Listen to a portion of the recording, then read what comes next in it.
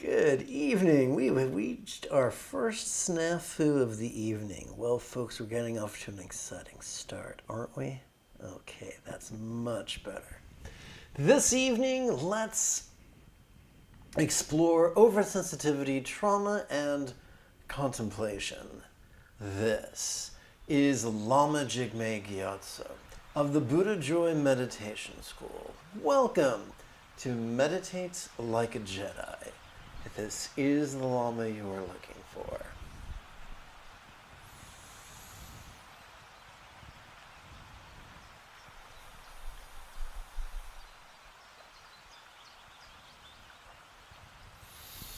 This evening, we could chant and meditate and enjoy a lesson or two, but first, if you love Star Wars and you wish to meditate as transformatively as Obi-Wan Kenobi upon the toasty sands of Tatooine, be sure to subscribe and ring that notification bell.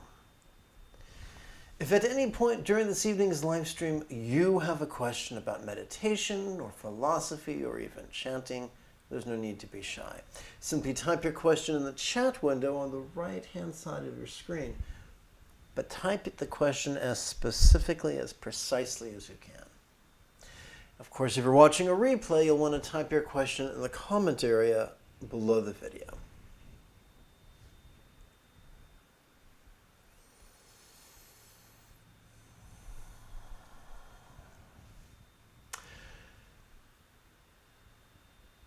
Fourth on, that's right, that's their name.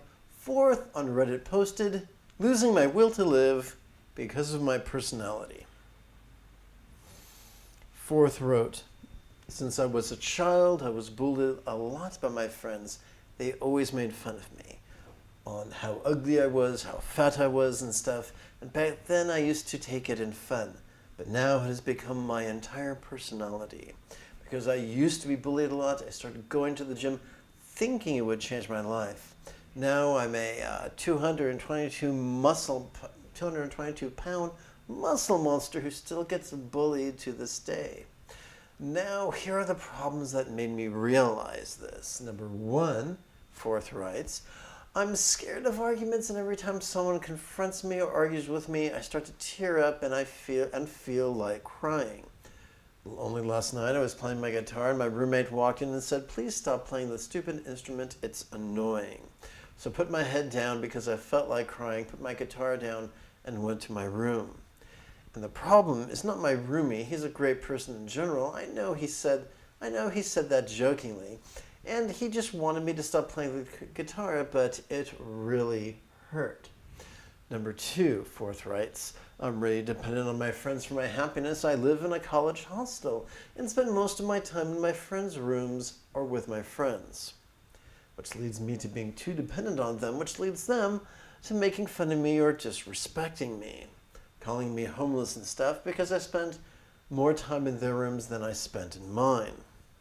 Because they have projects and internships to do and I have nothing because I hate hard working and procrastinate a lot. So I don't feel like doing internships or projects because basically running away from my duty. So before I continue, I'm going to take a break from reading what Fourth wrote. Trauma doesn't just affect us psychologically. It affects us physiologically. It actually restructures our central nervous system. So it's not that we won't do certain things. Sometimes it's that we can't do certain things because we're not like everybody else. We're behind the 8 ball and we're dealing with invisible disabilities. Just because disabilities are not present to the naked eye, are not perceptible to the untrained, it does not mean they are there. When we don't feel like doing projects or internships, it's not that we're selfish, it's not that we're lazy, it's that we're injured in a subtle way, neurologically. Let's continue. 3. Fourth writes, I always get nervous around strangers and hope that they don't judge me or get nervous about what they will be thinking of me if I do something stupid or not, or something like this. I get scared and nervous when dating and hate socializing because of that. What do I do? Life just feels so useless and meaningless. So,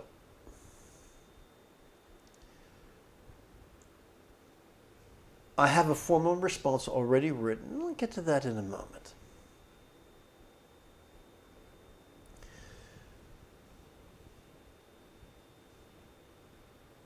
This feeling of uselessness, this feeling of meaninglessness is rooted into our secondary reward system. Our primary reward system is dopamine oriented and it pertains to reproduction. Our secondary reward system is oxytocin oriented and it pertains to our friendships and our relationships, be they vocational, personal, platonic, or intimate. When those needs are not being met, life feels meaningless. We are wired to feel that way as mammals.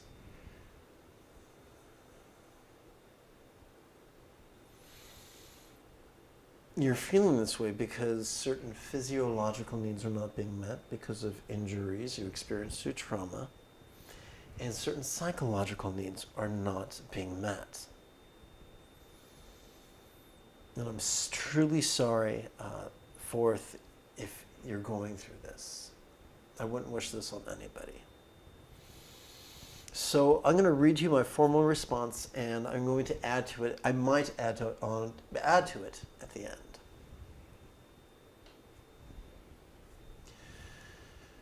Weepiness and oversensitivity could be a trauma response, which peer-reviewed studies have demonstrated is exacerbated by the presence of systemic inflammation.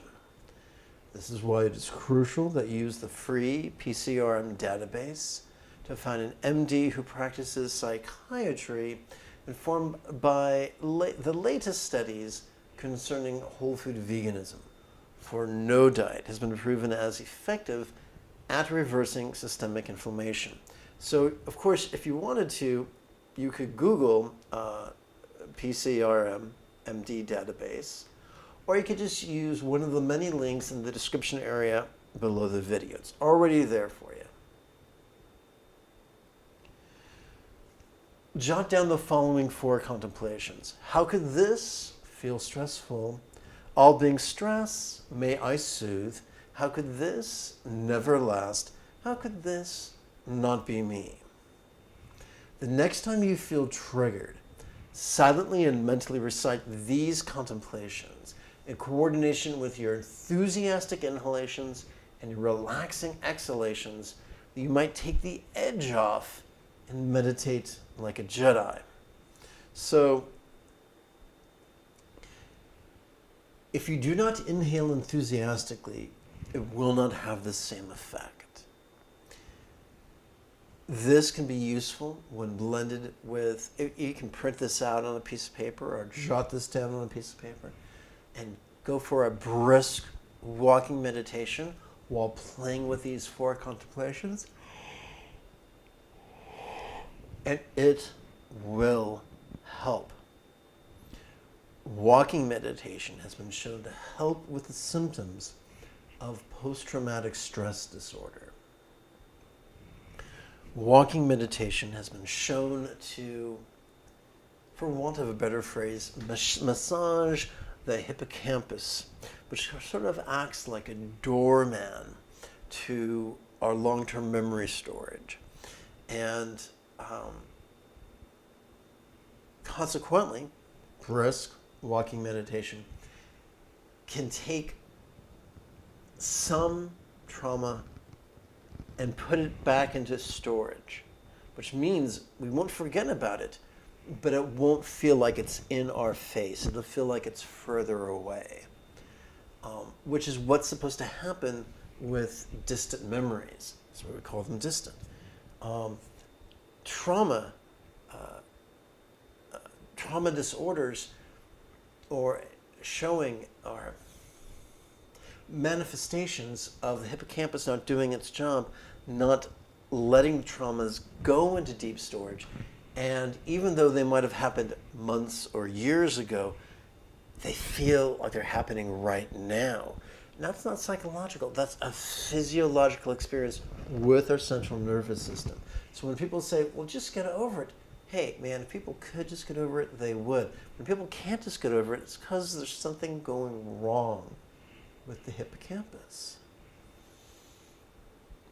And so it's very fortunate that the ancients recognized the value in this. Even in the fun 1980s movie Crocodile Dundee, the protagonist mentioned that after his divorce, he went on a walkabout. It helped him to process his loss. So I've mentioned 2 different things. I mentioned seeking psychiatric help from those who are informed by whole food veganism. And I'm also shown some spiritual tools. They're not mutually exclusive. One is not a substitute to the other. Just like PB and J, they work really well in combination.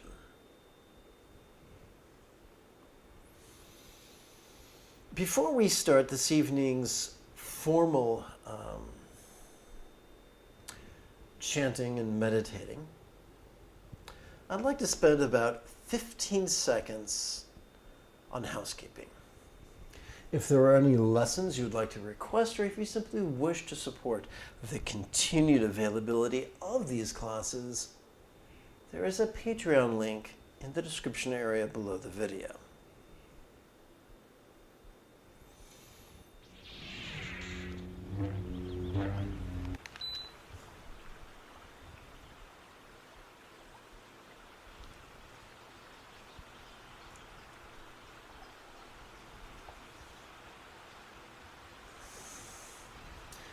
Let's train in love and enthusiasm by chanting bodhicitta and refuge 3 times.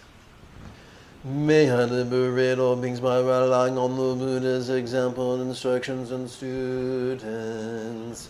May I liberate all beings by relying on the Buddha's example, instructions, and students. May I liberate all beings by relying on the Buddha's example, instructions, and students.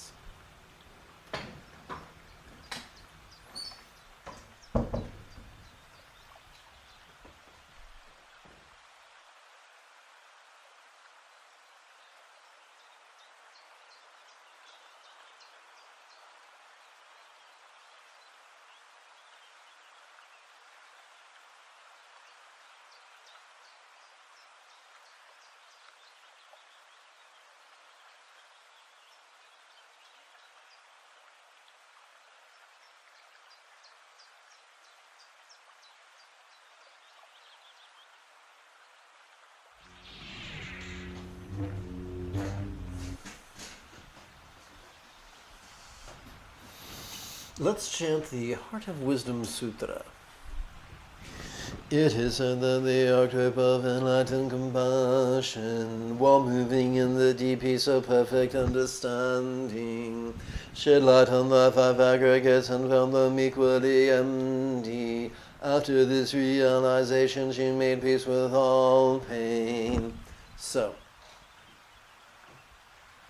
whether or not there wasn't, well, by definition, an archetype is just a mental construct. So, the idea is that through the proper contemplation of emptiness, even though there's still pain in our lives, we're able to make peace with it, which is splendid. Now, emptiness is a much misunderstood thing. If you view it literally, it typically leads to one of two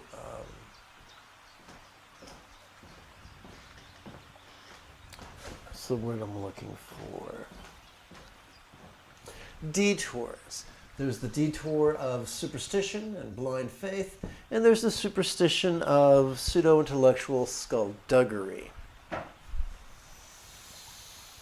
Emptiness only makes sense if we explore it figuratively. So let's do that right now, within the context of essential mindfulness and meditation. The essence of mindfulness is to silently and mentally recite "notice this" while enthusiastically inhaling. And the essence of meditation is to mentally recite "relaxing" while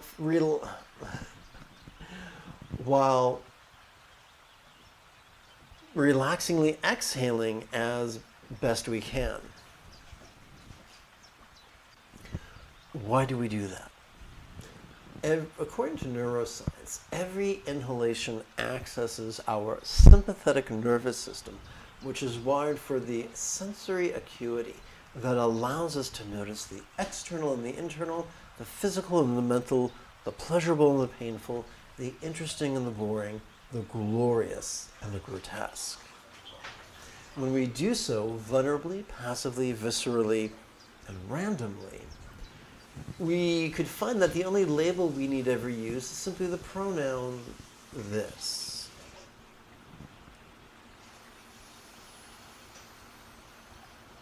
But whatever are we to do with all this stuff that we notice? For some of it is truly noxious. Fortunately, every exhalation accesses our parasympathetic nervous system, which is wired for both physical relaxation as well as mental release.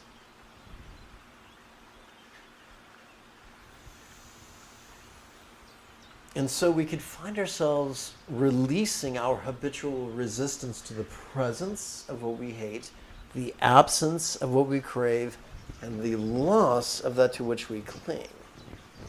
So playing with these exercises. So now let's take it a step further. We're dealing with some very literal things, literal breath work, literal slogans. What does that to do with the figurative idea of emptiness? Glad you asked. Whatever we notice during our inhalation, once we start relaxing into our exhalation, can begin to feel as if it was as non-graspable as a vast, empty void. Now, any junior high teacher could tell you that a simile is only as effective as it is relatable. So, what is a real-world example of a non-graspable, vast, empty void? How about the illusion of the infinite azure sky on a bright and beautiful cloudless morn, which, although is tantalizing to the eye, is intangible to the hand. Lie on your back on a blanket, gazing up at the beautiful sky. Reach forward towards the sky. You will never pull back a handful of glue, not even once. So emptiness is a simile to help us describe the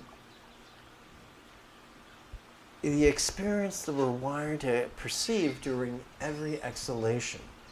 Emptiness is not some arcane metaphysical truth we must elucidate. It is an illusion created during every exhalation, which, if we capitalize upon, can help us let go and experience a greater measure of peace in our lives. Now, let's chant. Listen, Shariputra, form is emptiness, emptiness is form. Form does not differ from emptiness, emptiness does not differ from form. The same is true with feeling, appraisal, impulse, and awareness. Listen, Shariputra, all phenomena are marked with emptiness.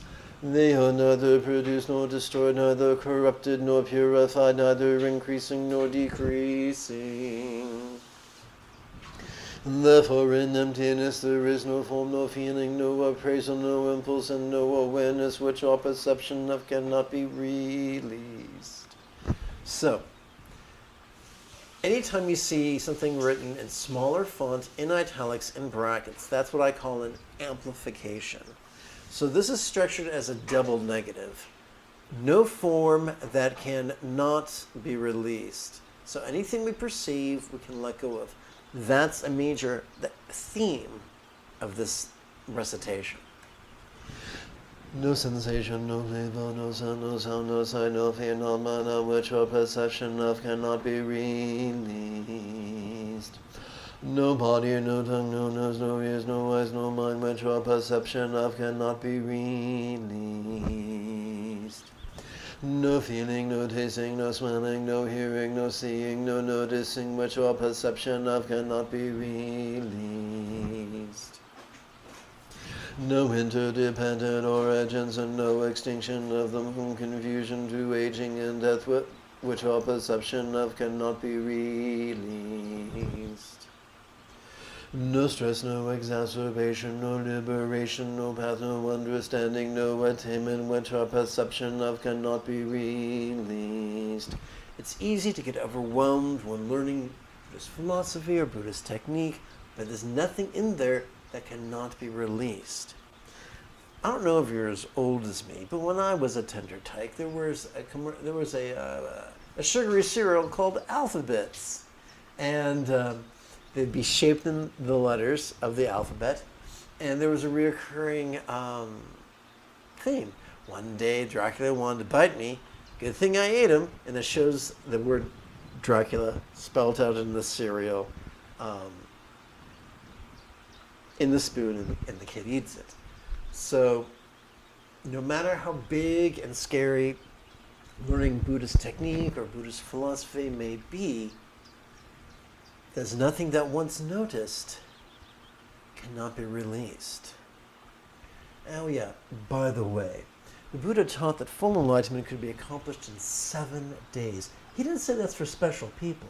He didn't say that's for people who were born to a lucky star or who know the secret handshake. The inference is, if you have a competent teacher who knows his ass from the hole of the ground, he should be able to give you a working mastery of the Buddhist path pretty damn quick. So don't let anyone say it's going to take you decades or lifetimes. That's malarkey. And if you have any questions or if I've confused you more than I needed to, don't be shy. Just write your questions as specifically as you need to, and I'll be elated to answer them. Let's continue. Because there is no attainment, the archetypes of enlightenment supported. Mother perfection of understanding, find no obstacles for their minds, which our perception of cannot be released. Having no obstacles which our perception of cannot be released, they transcend the tyranny of fear, liberating themselves forever from the tyranny of illusion and realizing perfect nirvana. We're always going to have pain and fear and illusions. Things are always going to seem bigger than they are, or worse than they are, or more permanent than they are, or more separate than they are, or more tangible than they really are. We cannot believe our way out of this. Believing is a rigidity, and rigidity is the opposite of letting go. But we can notice and relax our way out of that. And that's exactly what we're going to do in just a couple minutes. Let's continue. All Buddhas of the past, take two. All Buddhas of the past, present, and future, thanks to this perfect understanding, arrive at full right and universal enlightenment. Therefore, one should know that perfect understanding is like a great mantra, is like an unequaled mantra, the destroyer of all suffering, the incorruptible truth. A mantra prashaparamita's perfect understanding can therefore be proclaimed. This is a mantra gate gate para samgate buddhi swaha. May also notice, relax, and accept that we go completely and perfectly go to enlightenment. So that's fun. If you live with cats, what I found is different cats like different chants, but cats tend to be really energy sensitive. And so it's not uncommon for someone to be chanting away and for the cat to come in and just start, making biscuits, which is the coolest thing.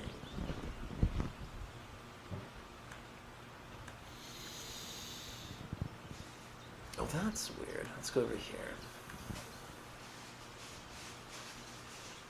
So, we're going to play with a modified version of the basic exercise. Our inhalation is the same. It's notice this.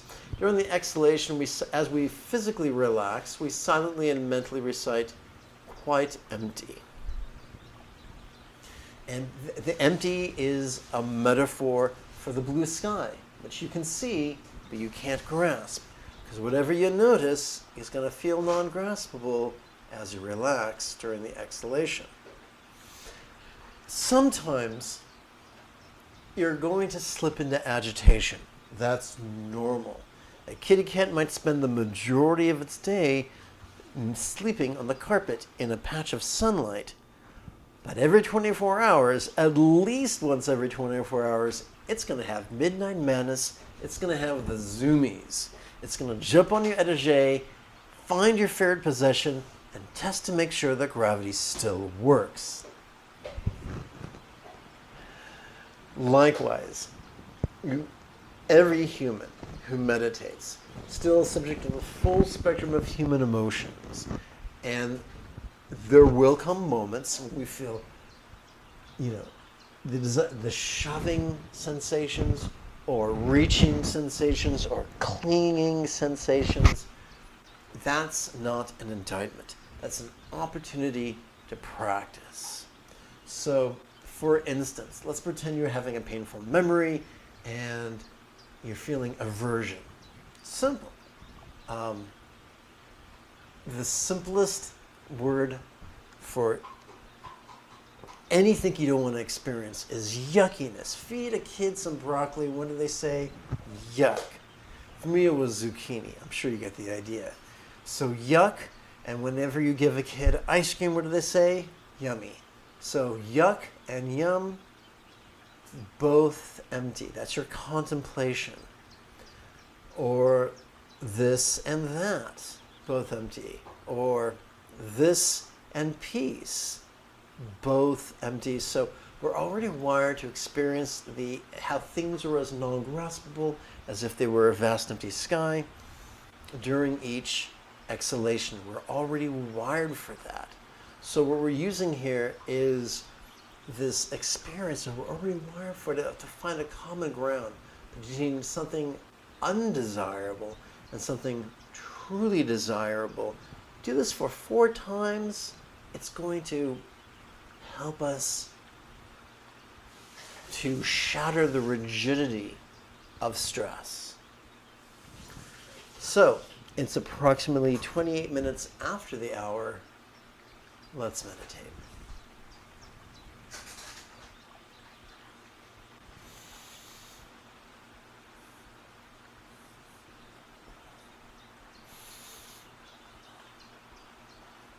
So right now I'm experiencing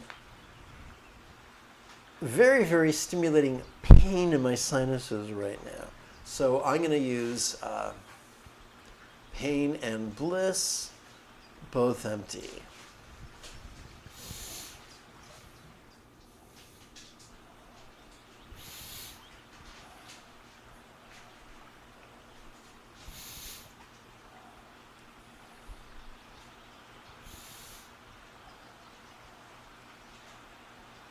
So meditate for as long as you feel. If you feel like 5 minutes, that's fine. If you feel like 60 minutes, that's fine. After 30 minutes, if you're still hanging out, I'm going to turn to the page, and instead of reading both empty, we'll explore how not to. So you might say, well, bliss and pain seem like two, but they both feel empty. So emptiness is the one taste shared by all things. And of course, when I say taste, I'm speaking figuratively. Please don't lick your house. 4 out of 5 physicians do not approve of such behavior.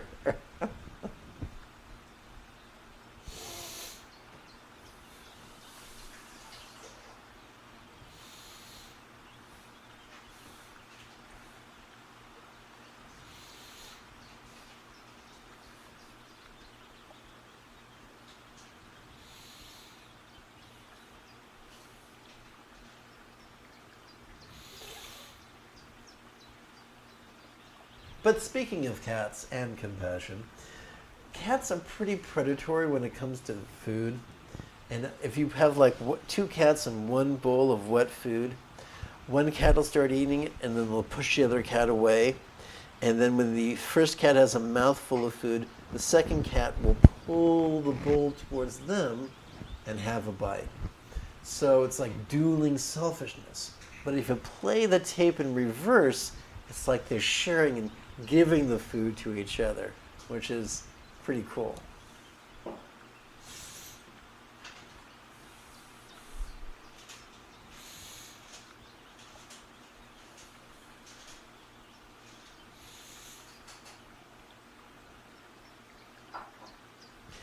Way back in the 1200s, a Japanese monk basically said, to meditate, sit like you're meditating, breathe like you're meditating, and voila, you're meditating. Now, was he being literal or figurative? He was being figurative. He was saying basically our job is not to alter our experience. We're not to chase bliss or run away from desire. As we sit there, we notice and we relax in harmony with our breathing. But he spoke metaphorically. Sadly, throughout the ages, teachers who were rigid, fearful, controlling, elitist, and competitive don't get figures of speech. Rigid people don't. Only flexible people do. It's kind of like having a ticket to get into Willy Wonka's factory. No golden ticket, no factory entrance. No flexibility of mind, no comprehension of figurative speech.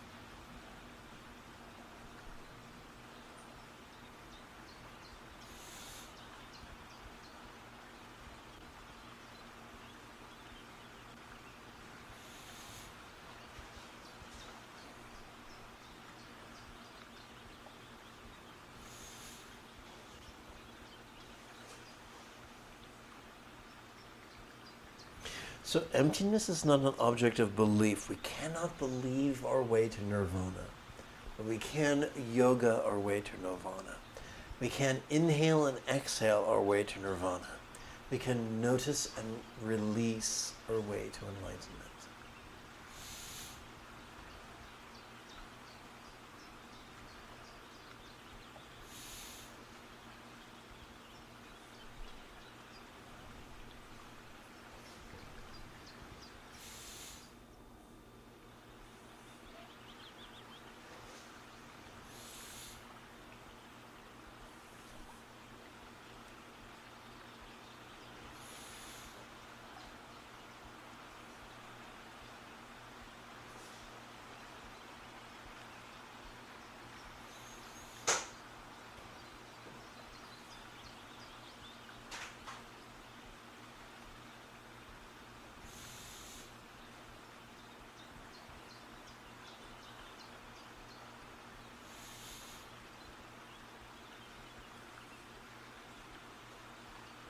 And you might ask, why did I hyphenate? Why did I put a hyphen between the two syllables of the word empty?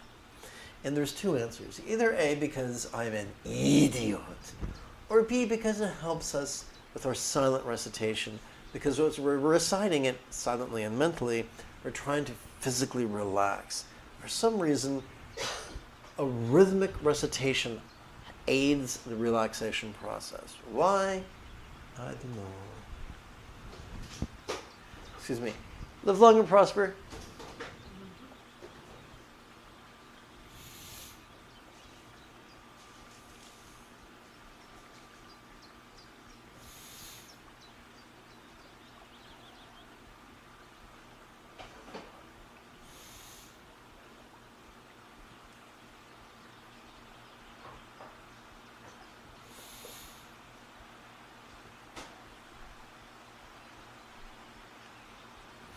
The third Chan patriarch was fond of exploring non-duality. The sixth Chan patriarch was fond of exploring emptiness.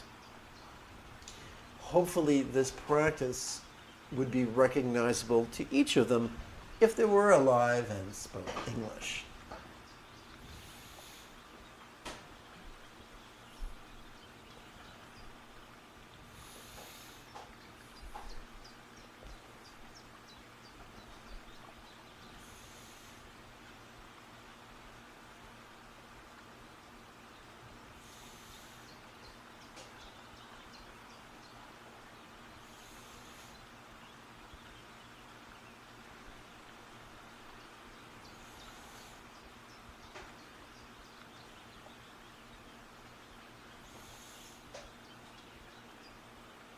Remember, our job is not to get rid of stuff that's painful, but to make peace with it, not through self-talk, but through the basic technique.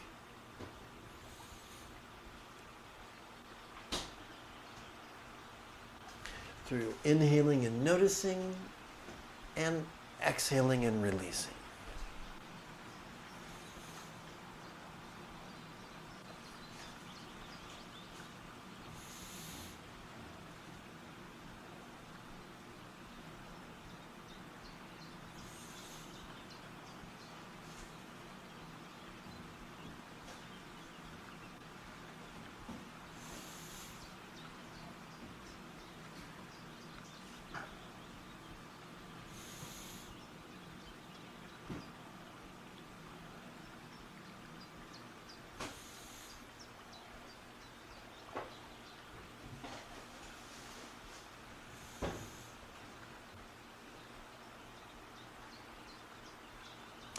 The great Buddhist philosopher Nagarjuna of South India coined the phrase, well, it can be translated in English as the two truths, conventional truth and ultimate truth. Or in other words, the truth of what we notice as we breathe in and the truth of what we experience as we breathe out.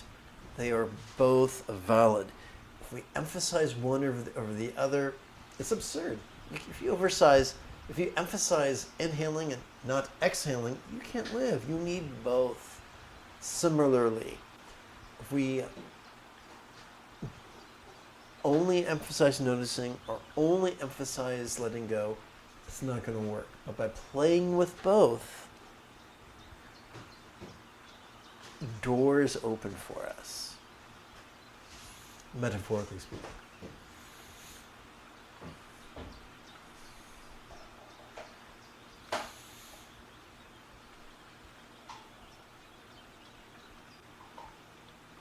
So the goal of meditation is not to choose what we think or feel, but to process whatever's percolating up in the present moment, be it glorious or be it grotesque.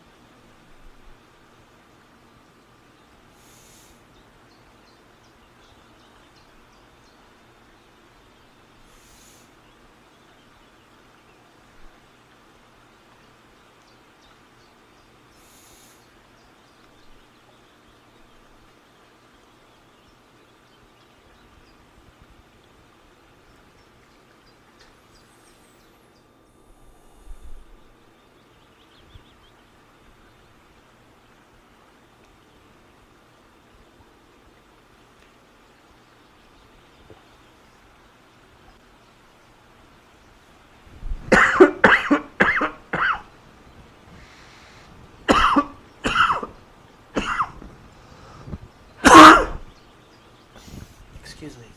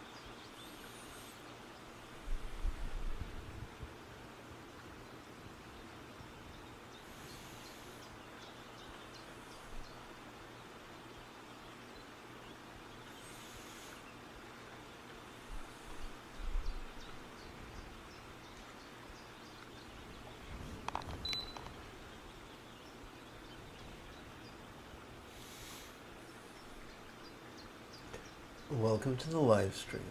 If at any point you have a question, please type it out specifically in the chat window.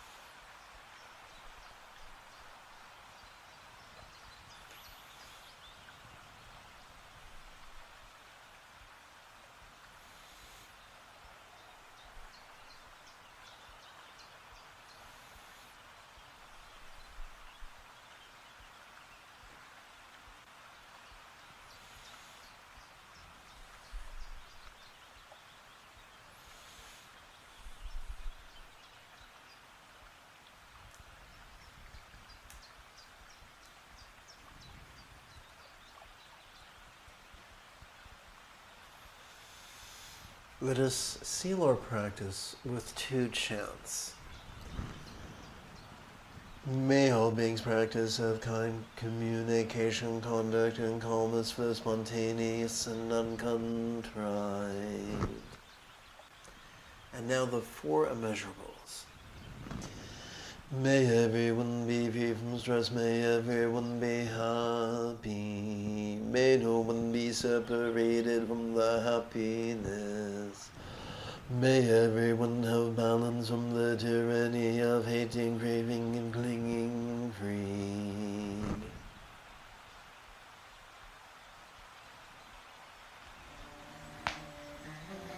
If you feel I have earned it, please type something in the chat window, give this live stream a thumbs up, and share it on social media.